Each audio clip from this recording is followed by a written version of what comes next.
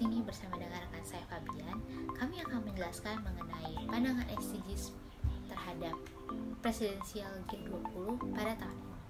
Sebelumnya, G20 adalah forum kerjasama multilateral atau bisa dibilang kelompok dari Menteri Keuangan dan Gubernur Bank Sentral dari 19 negara dengan perekonomian terbesar di dunia, ditambah Uni Eropa.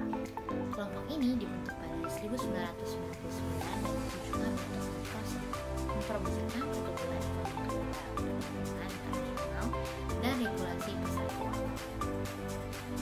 Sebelumnya, anggota G20 ini terdiri dari Afrika Selatan, Amerika Serikat, Arab Saudi, Argentina, Australia, Brasil, India, Indonesia, Inggris, Italia, Jepang, Jerman, Kanada, Meksiko, Republik Korea, Rusia, Prancis, Tiongkok, Turki, dan Uni Eropa. Tema presidensi G20 Indonesia pada tahun 2020 yaitu Recover Together, Recover Stronger. Melalui tema tersebut, Indonesia ingin mengajak seluruh dunia untuk bahu-membahu saling mendukung untuk pulih bersama, tumbuh lebih kuat, dan berkelanjutan secara bersama. Agenda prioritas dari presidensi G20 itu yang pertama ada exit strategy to support the dan membahas bagaimana G20 melindungi negara yang masih menuju ekonomi, terutama negara yang berkembang, dari efek limpahan atau spillover export policy yang diterapkan oleh negara yang dulu pulih yang umumnya kita sebut dengan negara maju. Lalu yang kedua ada addresses carrying effect to secure future growth. Lalu yang ketiga ada mengatasi dampak berkepanjangan atau scaring effect krisis dengan meningkatkan produktivitas dan pertumbuhan jangka panjang, memperhatikan tenaga kerjaan, rumah tangga, sektor korporasi, dan sektor keuangan.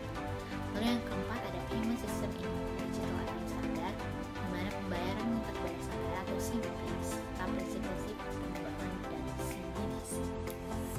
Lalu yang kelima ada sustainable finance, di mana membahas risiko iklim dan risiko transisi menuju ekonomi rendah karbon, dan sustainable finance, di mana keuangan berkelanjutan dari sudut pandang makroekonomi dan stabilitas keuangan. Lalu yang keenam ada digital financialization, di mana itu memanfaatkan open banking untuk mendorong produktivitas dan mendukung ekonomi dan keuangan inklusif bagi underserved community yang termasuk aspek lintas batas. Lalu yang terakhir ada international fashion, di mana membahas pendidikan internasional utama implementasi framework bersama OECD atau G20 strategi perencanaan pajak yang disebut best innovation atau profit atau BIPS. Bagaimana sih menentukan presidensi G20 ini? G20 ini tidak memiliki sekretaris tetap atau permanen. Dengan demikian, presidensi G20 atau tuan rumah selanjutnya akan dilakukan secara konsensus pada KTT berdasarkan sistem rotasi kawasan.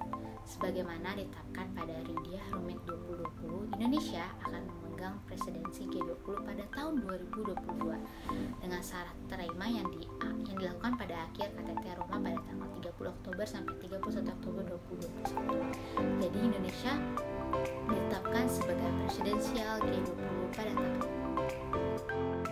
Lalu bagaimana G20 ini dapat terhubung dengan politik dan kebijakan luar negeri?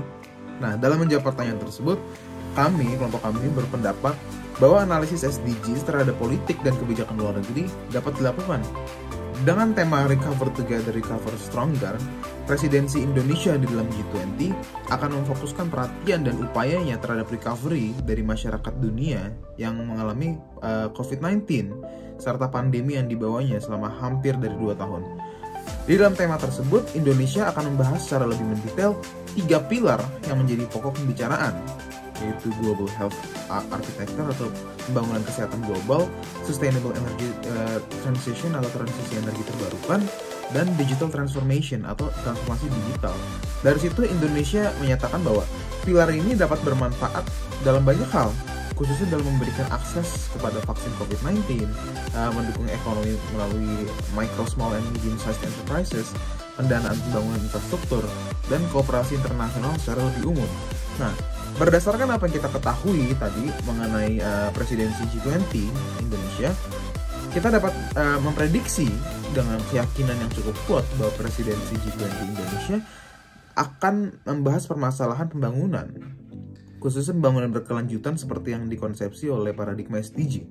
3 pilar dasar dari presidensi G20 Indonesia serta efek yang diharapkan dari 3 pilar tersebut telah paling tidak secara ideal memenuhi banyak poin-poin dari SDGs, mulai dari SDG ketiga yang dapat dicapai melalui perluasan akses untuk vaksin COVID-19, SDG ke-8 yang dapat dicapai melalui pendanaan infrastruktur, hingga SDG ke-17 yang dilaksanakan melalui kooperasi dalam G20 itu sendiri. Dalam karyanya A Foreign Policy Perspective on the SDGs, Alexander Carius dan et al. Berpendapat bahwa SDG memiliki keterhubungan yang besar dengan kebijakan luar negeri secara dua arah, bahwa SDGs itu merupakan syarat atau paling tidak pengaruh positif bagi kebijakan dan politik luar negeri yang baik, dan bahwa pendekatan politik dan kebijakan luar negeri menjadi syarat bagi pelaksanaan SDGs yang baik. Nah, Indonesia ke depannya di dalam presidensi dalam G20 perlu memperhatikan hal tersebut. Ini berarti jika teori yang disampaikan oleh Carius ini diperhatikan, kita dapat melihat Indonesia bergerak dalam SDGs melampaui retorika semata seperti yang dirasakan oleh tokoh-tokoh seperti Wakil Menteri BUMN Satu Pahala Nugraha Mansuri, dan menuju penetapan kebijakan perjanjian dan komitmen yang bersifat lebih spesifik, legalistik dan juga strategis. Nah, dari situ kita juga dapat memprediksi bahwa Indonesia akan mendekati permasalahan yang mereka bawa atau ya khususnya yang bagian pembangunan pasca COVID-19 dengan memperhatikan realitas lokal dari negara-negara yang menjadi objek bahasan dari tindakan G20. Seperti yang ditunjukkan oleh Carius sebelumnya, SDG dapat mempengaruhi politik dan kebijakan luar negeri. Misalnya, SDG ke-11 yang bertujuan menghasilkan komunitas dan kota yang berkelanjutan biasanya dilakukan dengan melaksanakan desentralisasi pemerintahan. Padahal desentralisasi tidak secara niscaya membawa stabilitas dan kedamaian seperti yang dapat dilihat dari negara-negara seperti Sudan Selatan yang terdesentralisasi karena adanya angkatan-angkatan bersenjata yang independen. Nah, ini berarti Indonesia diharapkan akan menjadi mendetail dalam menganalisis subjek-subjek G20 guna menghasilkan suatu tindakan agar tindakan yang mempromosikan SDG tersebut tidak akan merugikan atau bahkan membahayakan negara-negara yang dipengaruhinya.